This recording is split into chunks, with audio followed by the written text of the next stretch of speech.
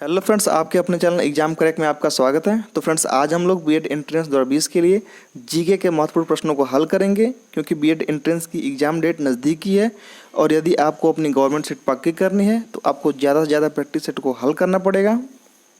यह वीडियो आपको जीके के सेक्शन को कवर करने में काफ़ी ज़्यादा मदद करने वाला है। तो फ्रेंड्स, यदि आपने अभी तक मेरे चैनल को सब्सक्राइब नहीं किया है तो मेरे चैनल को सब्सक्राइब कर लें, क्योंकि इस चैनल में मैं डेली बेसिस पे जीके और उसके बाद अन्य सब्जेक्टों के भी प्रैक्टिस सेट लेकर आने वाला हूं।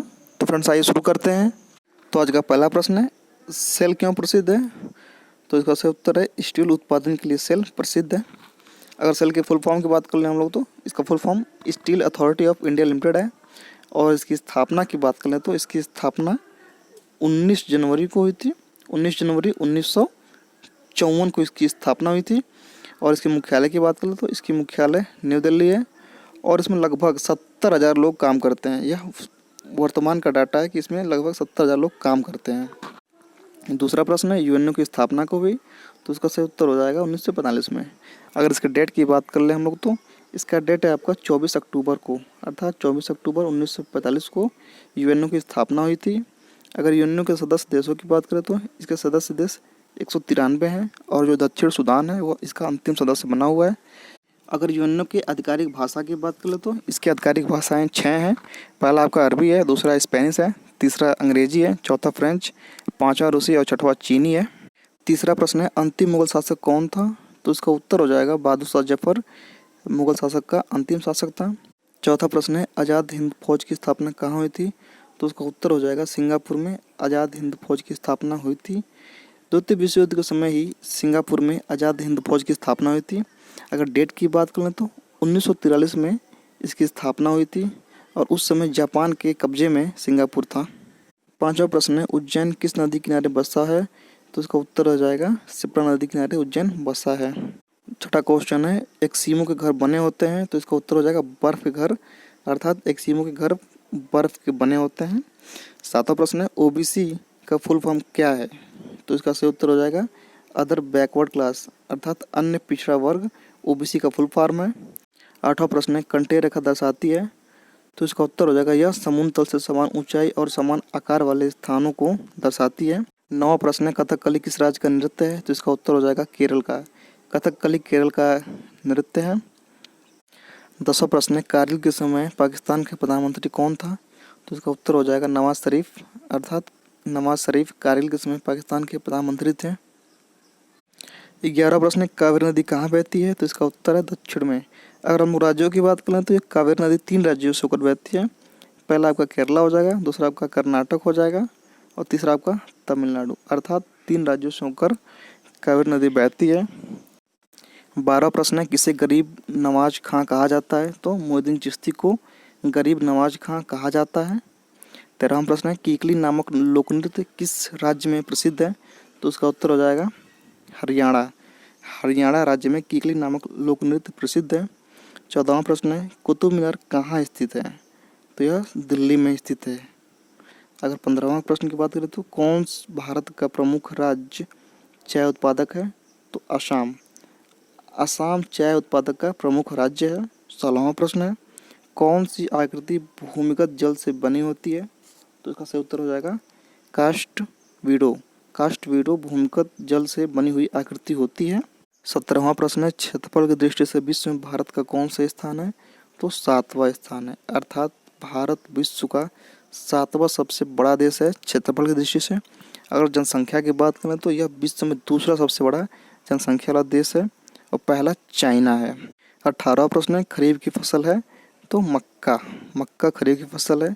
19वां प्रश्न है, खुदाई खिदमतगार की स्थापना किसने की? तो खान अब्दुल गफ्फार खान ने इसकी स्थापना की थी। 20वां प्रश्न है, गंगा यमुना नदी का संगम स्थल कहाँ स्थित है? तो इसका उत्तर हो जाएगा इलाहाबाद में, अर्थात इलाहाबाद में ही गंगा और यमुना का संगम स्थल स्थित है और इसी संगम स्थल के किनारे ही कुंभ का मेला भी लगता है। 21वां प्रश्न है, गीत गोविंद के रचयिता कौन है? तो जयदेव। गीत गोविंद के रचयिता जयदेव हैं। 22वां प्रश्न है, गुगली नामक शब्दावली किस खेल से संबंधित है? तो फ्रेंड्स, इसको तो आप लोग जानते होंगे, यह क्रिकेट से संबंधित है। 23वां प्रश्न है, गांव के मेले में पंजीकरण शुल्क से किसे आय होती है? तो जिला परिषद को होती है। 24वां प्रश्न है, गोधरा कांड के लिए प्रसिद्ध है? तो रेलगाड़ी में लोगों को जलाए जाने के लिए, अर्थात गोधरा जब कांड हुआ था तो उसमें लोगों को रेलगाड़ी में जलाया गया था। 25वां प्रश्न है, गौतम बुद्ध के पिता का क्या नाम है? तो इसका सही उत्तर है शुद्धोधन, अर्थात शुद्धोधन गौतम बुद्ध के पिता का नाम है। 26वां प्रश्न है, ग्रामीण क्षेत्रों में छोटे छोटे मामलों का निपटारा कौन करता है? तो अनुमंडलाधिकारी यह ही छोटे छोटे मामलों का निपटारा करता है। 27वां प्रश्न है, घना पक्षी अभयारण्य किस राज्य में है? तो इसका उत्तर है राजस्थान में। राजस्थान में घना पक्षी अभयारण्य स्थित है। अगर हम लोग राजस्थान में बाघ रिजर्वों की बात करें तो यहाँ पे 3 रिजर्व पाए जाते हैं। पहला आपका रणथंभौर, दूसरा सरिस्का और तीसरा आपका मुकुंदरा हिल्स। 28वां प्रश्न है, चना किस फसल के अंतर्गत आता है? तो इसका उत्तर हो जाएगा दलहन, अर्थात दलहन के अंतर्गत ही चना आता है। 29वां प्रश्न है, चना की सतह पर उतरने वाला प्रथम व्यक्ति कौन था? तो उसका उत्तर हो जाएगा नील आर्मस्ट्रांग। 30वां प्रश्न है, चार मीनार कहाँ स्थित है? तो हैदराबाद में ही चार मीनार स्थित है। 31वां प्रश्न है, जाकिर हुसैन का संबंध किससे है? तो तबला वादन से। जाकिर हुसैन का तबला वादन से संबंध है। 32वां प्रश्न है, जापान की राजधानी टोक्यो को किस उपनाम से जाना जाता है? तो ओसाका। ओसाका उपनाम से जापान की राजधानी टोक्यो को जाना जाता है। 33वां प्रश्न है, जिम कॉर्बेट नेशनल पार्क कहाँ स्थित है? तो उत्तरांचल में, अर्थात उत्तरांचल में ही जिम कॉर्बेट नेशनल पार्क स्थित है। उत्तराखंड को पहले उत्तरांचल के नाम से जाना जाता था, अब यह नाम चेंज हो गया है, अब इसको उत्तराखंड के नाम से जाना जाता है। फ्रेंड्स 34वां प्रश्न गलत है। 35वां प्रश्न है, डॉक्टर अब्दुल कलाम सर्वाधिक किस क्षेत्र में प्रसिद्ध हुए? तो विज्ञान क्षेत्र में। डॉक्टर अब्दुल कलाम विज्ञान क्षेत्र में सर्वाधिक प्रसिद्ध हुए और इनको भारत का मिसाइल मैन भी कहा जाता है। 36वां प्रश्न है, दल बदल कानून कब पारित हुआ? तो 1985 में दल बदल कानून पारित हुआ। 37वां प्रश्न है, दादा फाल्के पुरस्कार से सम्मानित प्रथम व्यक्ति कौन थे? तो देविका रानी, अर्थात देविका रानी दादा फाल्के पुरस्कार से सम्मानित होने वाली प्रथम व्यक्ति हैं। 38वां प्रश्न है, दिल्ली से पहले भारत की राजधानी क्या थी? तो उसका उत्तर है कलकत्ता। ब्रिटिश काल में भारत की राजधानी कलकत्ता ही थी। 1912 में कलकत्ता से दिल्ली भारत की राजधानी को स्थानांतरित किया गया। उसके पहले इसकी राजधानी कलकत्ता ही थी। 39वां प्रश्न है, दीन इलाही धर्म किसने चलवाया? तो अकबर ने दीन इलाही धर्म को चलवाया था। 40वां प्रश्न है, देश के 12वें राष्ट्रपति कौन थे? तो डॉक्टर APJ अब्दुल कलाम देश के 12वें राष्ट्रपति थे। इनको मिसाइल मैन ऑफ इंडिया के नाम से भी जाना जाता है। 41वां प्रश्न है, नाजीवाद के संस्थापक कौन है? तो हिटलर के नाम से आप लोग परिचित होंगे। सेकेंड वर्ल्ड वार का एक प्रमुख कारण हिटलर के द्वारा नाजीवाद का उत्थान था। हिटलर अपने उद्देश्यों को प्राप्त करने के लिए विश्व में सेकेंड वर्ल्ड वार को जन्म दिया। तो फ्रेंड्स इसका उत्तर हो जाएगा हिटलर। 42वां प्रश्न है, डिफेंस नेशनल एकेडमी कहाँ स्थित है? तो खड़गवासला, यह खड़गवासला में डिफेंस नेशनल एकेडमी स्थित है।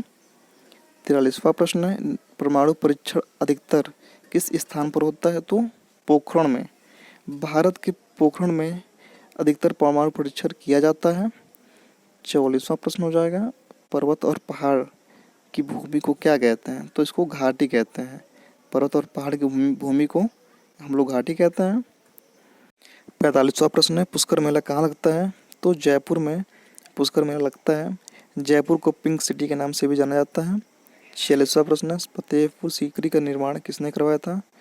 तो मुगल सम्राट अकबर ने फतेहपुर सीकरी का निर्माण करवाया था। अगला प्रश्न है, बाजरे की फसल कब काटी जाती है? तो अक्टूबर नवंबर के बीच में बाजरे की फसल को काटी जाती है। 48वां प्रश्न है, बुद्ध के बचपन का क्या नाम था? तो सिद्धार्थ। बुद्ध के बचपन का नाम सिद्धार्थ था। 49वां प्रश्न है, ब्रिटिश द्वारा भारत में सर्वप्रथम बंदरगाह कहाँ पर स्थापित किया गया था? तो इसका उत्तर हो जाएगा सूरत में। सूरत में सर्वप्रथम ब्रिटिशों द्वारा भारत में बंदरगाह को स्थापित किया गया था। 50वां प्रश्न है, भांगड़ा नागल बांध किस राज्य में है? तो पंजाब राज्य में भांगड़ा नागल बांध स्थित है। 51वां प्रश्न है, भारत का 29वां राज्य कौन सा है? तो तेलंगाना। हाल ही में आंध्र प्रदेश से तेलंगाना राज्य को अलग कर दिया गया है, तो यह भारत का 29वां राज्य बन गया है। 52वां प्रश्न है, भारत का तिल के लिए सर्वाधिक प्रसिद्ध स्थान कौन सा है? तो डिगबोई, असम। आपको पता ही होगा कि भारत के लिए डिगबोई, असम एक प्रसिद्ध तिल उत्पादक स्थान है। 53वां प्रश्न है, भारत का राष्ट्रीय पक्षी कौन सा है? तो मोर। मोर भारत का राष्ट्रीय पक्षी है। 54वां प्रश्न है, भारत का सबसे लंबा बांध है? तो इसका उत्तर हो जाएगा हीराकुंड बांध, अर्थात हीराकुंड बांध भारत का सबसे लंबा बांध है। 55वां प्रश्न है, भारत का सर्वाधिक साक्षर राज्य कौन सा है? तो केरला। भारत का सर्वाधिक साक्षर राज्य केरला है। 56वां प्रश्न है, भारत किस वस्तु का सबसे ज़्यादा निर्यात करता है? तो सूती कपड़ों का। भारत सूती कपड़ों का सबसे ज़्यादा निर्यात करता है।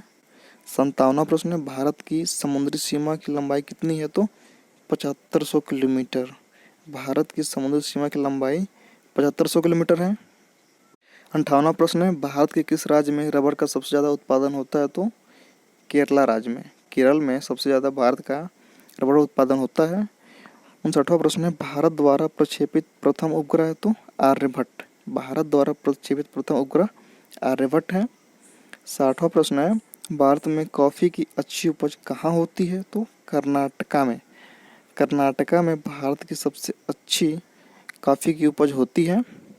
61वां प्रश्न है, भारत में मेट्रो रेल सर्वप्रथम कहाँ चलाई गई थी? तो इसका उत्तर है कलकत्ता में। कलकत्ता में सबसे पहले भारत की मेट्रो रेल चलाई गई थी।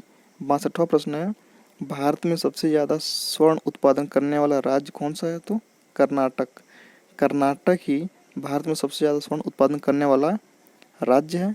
नेक्स्ट क्वेश्चन है, भारत में सबसे लंबा रेल मार्ग कौन सा है? तो उत्तर रेलवे। उत्तर रेलवे रेल मार्ग भारत में सबसे लंबा रेल मार्ग है। नेक्स्ट क्वेश्चन है, भारत में सर्वाधिक चावल उत्पादक राज्य है? तो पश्चिम बंगाल। पश्चिम बंगाल भारत में सर्वाधिक चावल उत्पादक राज्य है। अगला प्रश्न है, भारत में हरित क्रांति के जनक हैं? तो एम.एस. स्वामीनाथन। एम.एस. स्वामीनाथन को भारत में हरित क्रांति के जनक माना जाता है। 66वां प्रश्न है, भारतीय राष्ट्रीय कांग्रेस की स्थापना कब हुई? तो यह 1985 में हुई थी। इसकी स्थापना ए.ओ. ह्यूम के द्वारा किया गया था। नेक्स्ट क्वेश्चन है, भारतीय राष्ट्रीय कांग्रेस की प्रथम महिला अध्यक्ष कौन थी? तो एनी बेसेंट। एनी बेसेंट राष्ट्रीय कांग्रेस की प्रथम महिला अध्यक्ष थी। 68वां प्रश्न है, भारतीय सेना के सर्वोच्च सेना कमांडर कौन है? तो राष्ट्रपति, अर्थात राष्ट्रपति ही भारतीय सेना का सर्वोच्च सेना कमांडर होता है। 69वां प्रश्न है, मंडल कमीशन किस प्रधानमंत्री के काल में लागू हुआ? तो वीपी सिंह के काल में ही मंडल कमीशन लागू हुआ। आज का अंतिम प्रश्न है, मसालों की रानी किसे कहा जाता है? तो इलायची को मसालों की रानी कहा जाता है। तो फ्रेंड्स, इस वीडियो में फिलहाल इतना ही। यदि आपको वीडियो पसंद आया तो प्लीज़ मेरे चैनल को सब्सक्राइब, लाइक और कमेंट जरूर करें। Thank you.